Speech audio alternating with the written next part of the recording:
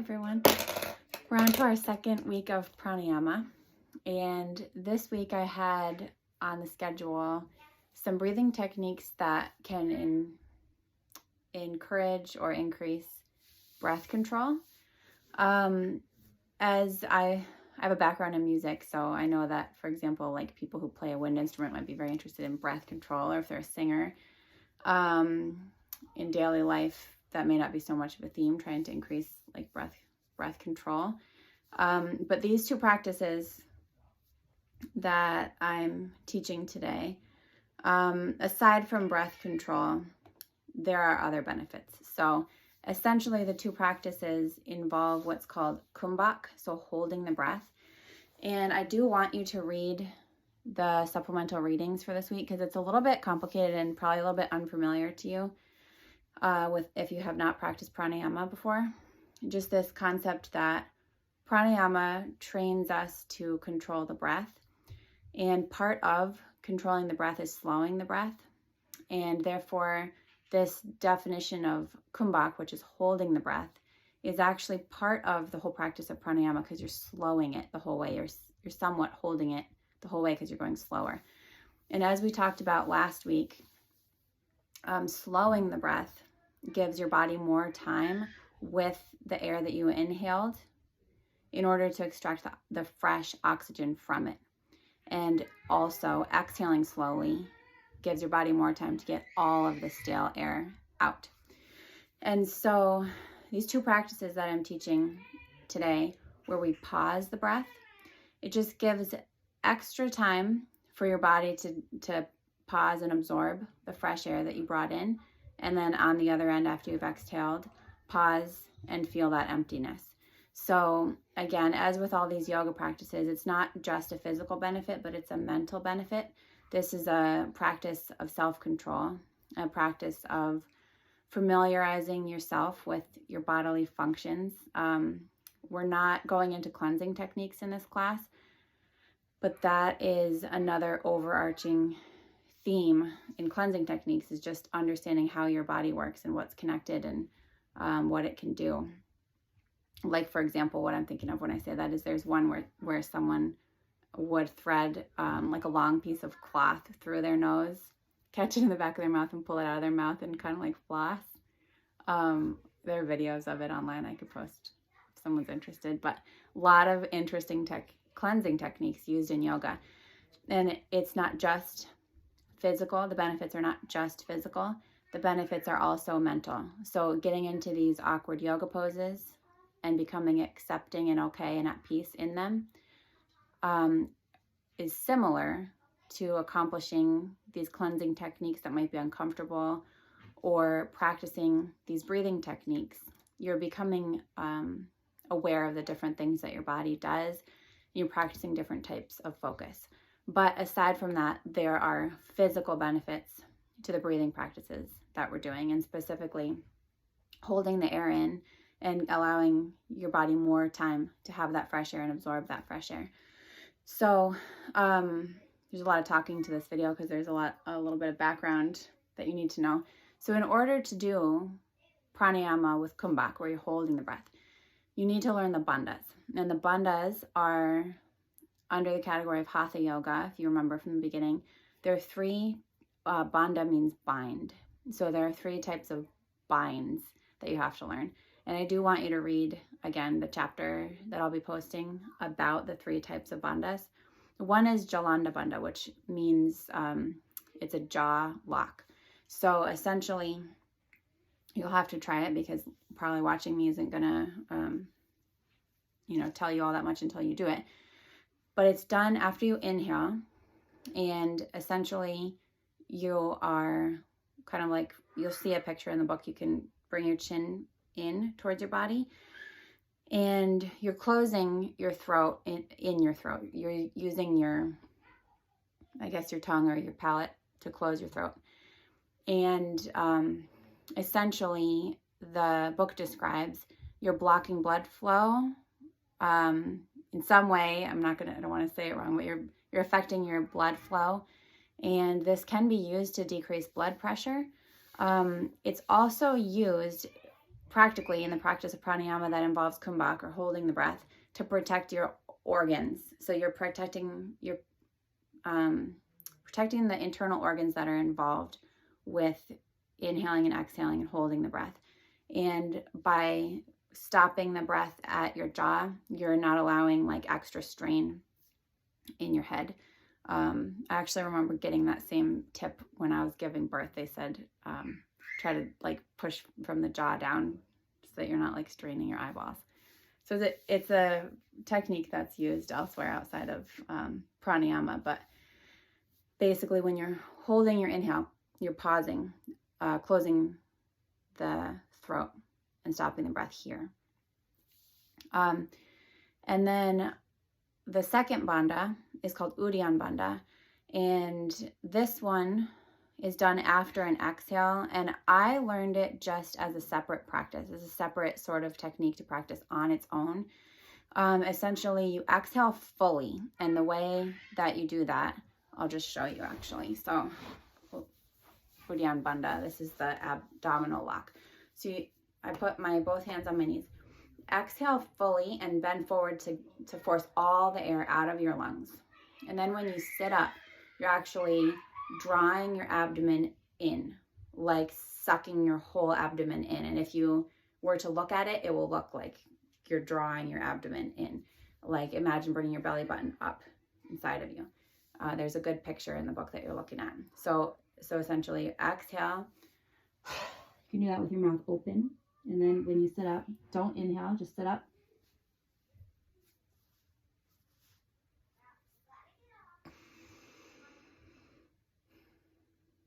So I was trying to show you how, your abdomen goes in, like in and up under your rib cage. And that's with no air in your lungs. And when you feel the need to inhale, then comes your self-control. You have to release the lock, let your abdomen out, then gradually inhale. So you don't want to hold it so long that you're like, and inhale and everything shoots out, and then it causes strain. So you don't want to cause, as with any yoga practice, you don't want to cause strain, but this type of movement, this type of practice can have benefits to your internal organs, and there's a benefit to completely emptying the lungs like that if done carefully. So I just learned that as a separate practice, that Uddiyana bandha. And then there's Jalanda bandha. Jalanda bandha, Uddiyana bandha, and then Mula bandha, which is basically like a pelvic floor lift. Mula bandha, the word comes from the Muladhara chakra, the root chakra, so the lowest chakra.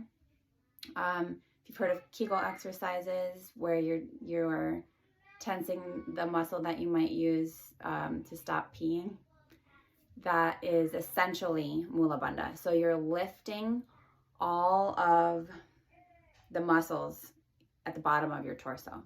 So that just includes everything. And it increases blood flow to the waist area. And essentially in pranayama with Jalanda bandha and Mula bandha, when you do kumbhak, when you're holding the breath, you are kind of energetically creating this lock around your lung area, your torso area, and supposedly protecting your inner organs, your internal organs. So if you were to try to hold your breath without those locks, you're letting more pressure occur than if you kind of protect it with these two locks. So that was some background on bandhas, the three types of bandhas used in Hatha Yoga: Jalanda bandha, Uddiyana bandha, and Mula bandha, which involves Jalanda bandha. Again, I'll show you. Inhale. Can't really see it too well, but I kind of tuck my chin in, close my throat with my tongue or my glottis or whatever it is back there. You try it and you'll understand that. And then Uddiyana bandha, again, that's the abdominal lock. So again, I'll show you. Exhale.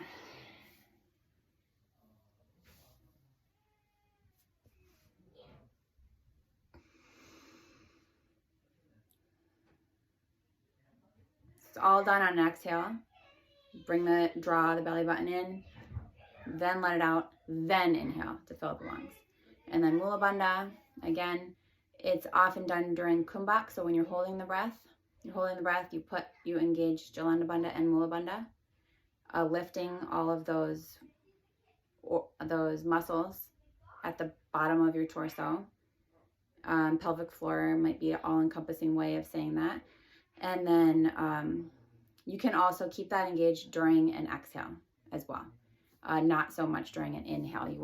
Inhale, you want to think about expanding everything, relaxing and expanding everything. So the two practices that we're doing today, use the bandhas and use kumbhak, which is holding the breath. So the first one is called Viloma breathing, which we're going to be inhaling. So I'll use my hand to kind of demonstrate from empty lungs to full lungs, for example. We'll be inhaling, let me see, I'll count to 3 pretty slowly. And we'll inhale, pause, do your bandhas, meaning pausing the breath, engage Jalanda Bandha and Mula Bandha. And then we'll inhale again, so our lungs are 2/3 full. Kumbhak, hold the breath, engage Jalanda Bandha and Mula Bandha. Release the bandhas, inhale again, so your lungs are totally full. Again, hold your Jalanda Bandha and Mula Bandha and breath. And then we'll exhale completely. So again, it'll be inhale, bandhas and hold. Inhale, bandhas and hold. Inhale, the lungs should be fully full, bandhas and hold. And then exhale fully. You can do this at your own pace, but essentially, if you can understand what your lungs feel like empty and what your lungs feel like full, you can pace your breath like 1/3 full, 2/3 full, totally full. You're pausing twice on the way up and once at the top, and then letting it all out. So it might look like this.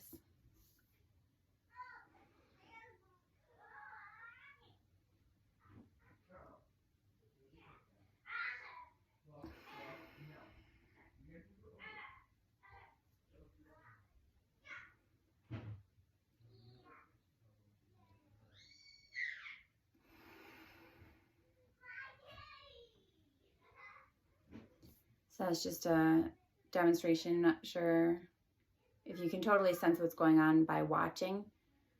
But as you practice, inhale, pause the breath, you're holding the breath, and you engage the throat lock and Mula Bandha, Jalanda Bandha and Mula Bandha. Inhale more, hold the breath, hold the bandhas, inhale more to the top of your lungs, hold the breath, hold the bandhas, and then let it all out. And then the second breathing technique, this is called square breathing. So, and I'll add that with both of these, you can use the deep breathing techniques we talked about last week. You could use Ujjayi breathing, ocean breath, for any of those. So you could make an audible sound, raising the tongue, make that wave sound on any of these breaths. And you can also do Brahmari, that's the buzzing bee, for these breaths as well, where you're making that. That's Brahmari, and Ujjayi is that ocean sound. So you can use any of those along with these kumbhak practices. So the second one I'm showing this week is called square breathing. And in this practice, we're going to inhale, counting to 4 to fill the lungs, and then engage Jalanda Bandha and Mula Bandha and hold it, counting to 4. Then we exhale, count to 4, releasing the locks, the bandhas, and with empty lungs, engage Jalanda Bandha and Mula Bandha and count 4. So we're making like a square. I'm drawing a square with my hand. So it's inhale 4, hold it 4, exhale 4, hold it 4. And at the top, lungs should be full, and at the bottom of the square, lungs should be totally empty. And at the top and bottom also, we're doing kumbhak, holding the breath full, holding the lungs empty, and we're engaging Jalanda Bandha and Mula Bandha. So again, I'll guide you through it verbally, and then I'll demonstrate. So we will inhale 1, 2, 3, 4. Hold, 2, 3, 4. Exhale, 2, 3, 4. Hold, 2, 3, 4. And you want to pace your breathing so that by the time you get to 4, your lungs are totally full at the top. And by the time you get to 4 on the bottom, your lungs are totally empty. So I'll demonstrate.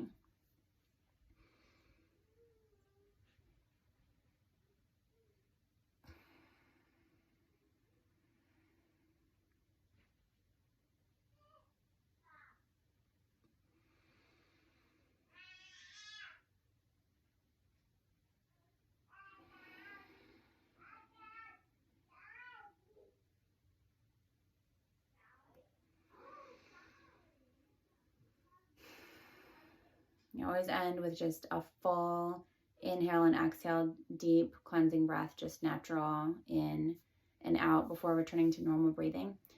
Hopefully you'll notice after practicing these pranayama practices that you feel relaxed.